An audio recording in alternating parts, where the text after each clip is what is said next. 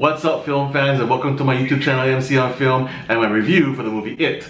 Now, I read the book when I was in college. It scared the shit out of me. It's still one of my favorite books of all time. And then I saw the TV movie in the 80s, I think it was. It was cute. But because it was a TV movie, they couldn't really get into the horror element too much. But now we have a new feature film remake of the novel, and holy shit, this ain't your daddy's It. For those of you not familiar with the story, it takes place in a small town in Maine called Derry, where every 27 years, a bunch of children go missing, and then in the summer of 1989, a group of kids called the Losers, because they're outcasts at school, they find each other, they band together, and they challenge Pennywise the clown, who is responsible for all of these missing children, and that's your story. Now, being that this was an R-rated film, they had carte blanche to go with the blood and guts and all that, and I'm gonna get into that a little bit, but what I really loved about the film was the characters. These 7 kids who made up the Losers, so much credit goes to these actors because they were able to make these characters very distinct personalities.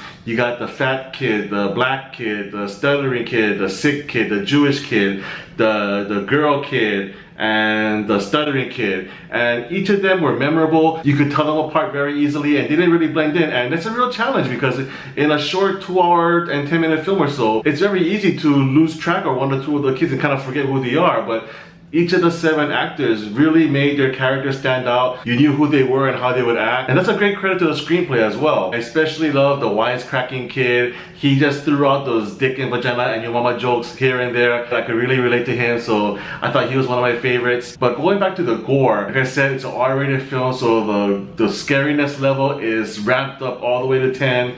From the very opening scene, I was like shocked because having seen the TV film, I kind of had a little image in my head of how the scene would play out, but from the very opening scene, I could tell her like, holy shit, this is gonna be a different film than what I expected, and in a good way. And the actor who played Pennywise, I believe his name is Bill Skarsgård, man, he did a tremendous job as a clown. He's freaking terrifying, and everyone's gonna compare him to Tim Curry's version, and you know, it's very subjective. Everyone has their favorites. It's kind of like deciding who plays the best Joker, Jack Nicholson or Heath Ledger, you know? I thought Bill Skarsgård did a great job. He's very scary, and it doesn't play by the same horror rules that less is more. You know, you don't just get hints and glimpses of Pennywise throughout the beginning of the film. He's out there up front and center from the very beginning. I thought that was a gutsy call to make, and it executed it very well. If I did have a few gripes about the film, I did feel that it was a little long at 2 hours and 10 minutes or so. It could have probably lost 10 to 15 minutes without losing much to the overall quality of the film. I understand that each of the 7 losers has to have their one-on-one incident with Pennywise, so I get that, but I think it started to get a little repetitious at some point, so I think that could have been consolidated a little bit more and streamlined a little more. And it still falls for those typical horror movie mistakes where characters do really stupid things. I thought that really was unnecessary, and they should have known better than that. But overall, it was a great film. It's horror meeting mainstream. There's comedic elements throughout. I laughed, I was scared, and what more could you ask for? So for me, it will get a 8 out of 10.